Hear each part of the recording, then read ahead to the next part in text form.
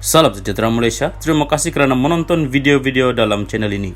Sebelum kita mula, jangan lupa untuk tekan tombol subscribe, share, like, dan komen.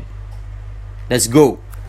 Salam sejahtera dan selamat tengah hari kepada semua pendengar berita panas. Hari ini dipetik dari syahbudin.com.net bertajuk Pulangkan Harta yang Dipunggah.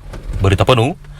Semasa menyampaikan perutusan dalam Majlis Munajat Ambang Tahun Baru 2023 di Masjid Putra baru-baru ini, Perdana Menteri Datuk Seri Anwar Ibrahim telah menarik perhatian kita apabila menegaskan bahawa beliau akan menamatkan amalan rasuah yang didakwanya menggunakan kepimpinan politik dan kedudukan dalam kerajaan sebagai kesempatan untuk memunggah kekayaan. Anwar terus menegaskan bahawa kerajaan ini akan pastikan sekurang-kurangnya sebahagian daripada dana yang dipunggah itu dipulangkan semula kepada rakyat. Ini bukan kecil jumlahnya. Apa yang menarik tentang kenyataan ini ialah walaupun Anwar tidak menyentuh secara langsung pentadbiran atau nama individu yang dimaksudkannya, namun beliau telah menyebut pihak itu sebagai pernah menjadi Menteri Keuangan dan bekas Perdana Menteri. Biarlah teka-teki itu menjadi perbincangan di kalangan kita semua. Kenyataan tegas Anwar ini sangat konsisten dengan apa yang diperjuangkan selama ini. Bahkan, sebaik sahaja beliau memegang jawatan Perdana Menteri, beliau telah menegaskan akan memecat mana-mana menteri dalam kerajaan perpaduan yang terlibat dengan rasuah atau salah guna kuasa. Ini jelas menunjukkan bahawa Anwar begitu serius dan komited memerangi rasuah. Ketegasan ini pastinya akan menambahkan lagi keyakinan para pelabur asing untuk membuat pelaburan di negara kita dan sekaligus dapat membantu memulih dan memperbaiki kedudukan ekonomi negara yang semakin meruncing sejak beberapa tahun kebelakangan ini. Hal ini perlu diberikan perhatian kerana Malaysia merupakan negara perdagangan yang selama ini mencatat kadar pertumbuhan ekonomi berdasarkan usaha kita menerima pelaburan domestik dan luar negara. Sebenarnya rakyat Malaysia sudah lama sedar yang masalah rasuah sememangnya boleh dibaratkan seperti bara yang merosakkan kehidupan dan ekonomi di negara kita ini. Perkataan seperti nepotisme, kornisme dan ketirisan sering dikaitkan dengan masalah rasuah dan salah guna kuasa di Malaysia. Apatah lagi, masalah ini sering juga dikaitkan dengan nama-nama mereka yang terlibat dalam dunia politik dan pentadbiran. Rakyat sudah muak dan mahukan kerajaan terus memerangi musuh negara ini. Majlis Perundingan Malaysia MPM juga secara konsisten telah lama melaungkan agenda yang sama. Bahkan pada tahun 2021, MPM pernah menggesa Suruhanjaya Siasatan Diraja RCI ditubuhkan bagi meneliti isu pendedahan dalam kertas Pandora berhubung transaksi keuangan yang menyalahi undang-undang negara membabitkan beberapa individu berpengaruh. MPM merasakan yang penubuhan RCI dijangka dapat memberikan pencerahan kepada segala kekeliruan di kalangan rakyat tentang isu tersebut. Sila layari kenyataan MPM tersebut di bawah description video ini.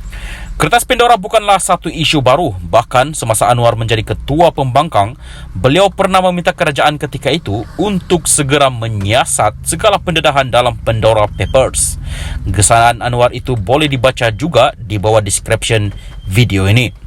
Untuk imbas kembali, beberapa pihak media sebelum ini telah memetik Pandora Papers yang mendedahkan ratusan pemimpin dunia, ahli politik, hartawan, selebriti dan ramai lagi individu yang dilaporkan menyembunyikan wang dan pelaburan mereka dalam hartanah, kapal persiaran dan aset lain sepanjang 25 tahun lepas.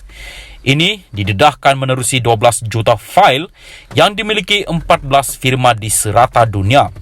Menurut pendedahan itu, dua individu daripada Malaysia didakwa antara 336 ahli politik yang memiliki akaun luar pesisir dan terdapat 118 syarikat luar pesisir dengan pemilik berasal dari Malaysia. Sekarang sudah sampai masanya untuk kita menyiasat dengan lebih terperinci akan masalah ini. Nota, Syahbudin Embun adalah penganalisis politik merangkap pengurusi Biro Politik dan Kepimpinan MPM Majlis Perundingan Malaysia. Sekian berita, teruskan bersama channel ini. Salam perpaduan. Thank you. Salam sejahtera dan selamat malam kepada semua pendengar berita panas malam ini dipetik dari Agenda Daily bertajuk UMNO DAP bekerja sama hadapi pilihan raya 6 negeri Guang Eng. Berita penuh, UMNO dan Barisan Nasional BN akan menempah wajah baharu apabila dijangka bergabung dengan DAP menerusi Pakatan Harapan PH menerusi pilihan raya negeri PRN yang dijadual diadakan dalam beberapa bulan lagi. Pengurusi DAP Lim Guang Eng berkata, dengan penubuhan kerajaan perpaduan pada peringkat persekutuan, DAP dan BN akan mengambil bahagian dalam kerjasama yang sama di peringkat negeri, sama seperti di Perak dan Pahang. 6 negeri yang akan mengadakan PRN tahun ini ialah Kedah, Kelantan, Terengganu, Pulau Pinang, Selangor dan Negeri Sembilan. Perbincangan lanjut mengenai perkara itu akan diadakan semasa mesyuarat PH melibatkan pengurusinya Datuk Seri Anwar Ibrahim dan pemimpin tertinggi lain pada minggu ketiga bulan ini sebelum Tahun Baru Cina. Sebarang perbincangan mengenai pilihan raya negeri dan sebarang bentuk kerjasama antara PH dan BN biarlah diumumkan selepas mesyuarat dan selepas keputusan bersama dibuat, katanya kepada pemberita di Ibu Pejabat DAP Negeri di sini hari ini 2 Januari 2023. Memetik laporan NST, beliau berkata, masih terlalu awal untuk membuat sebarang pengumuman sekarang dan ia bukan di tempatnya untuk berbuat demikian.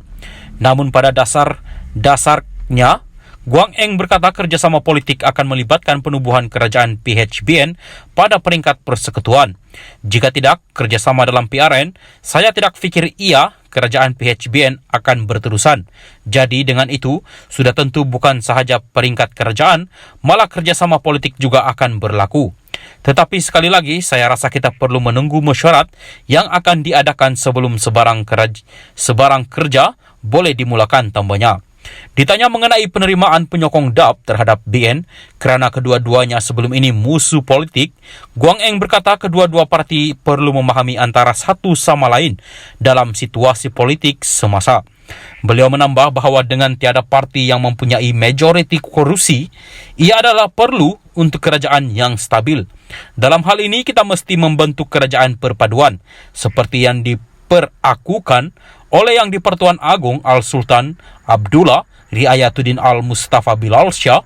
Raja memainkan peranan penting dalam menstabilkan kerajaan persekutuan dan menyahut titah raja adalah penting untuk pembentukan kerajaan yang stabil, yang bersatu padu dan lebih penting lagi mampu memberi tumpuan kepada ekonomi sebagai keutamaan, katanya. Sekian berita, teruskan bersama channel ini.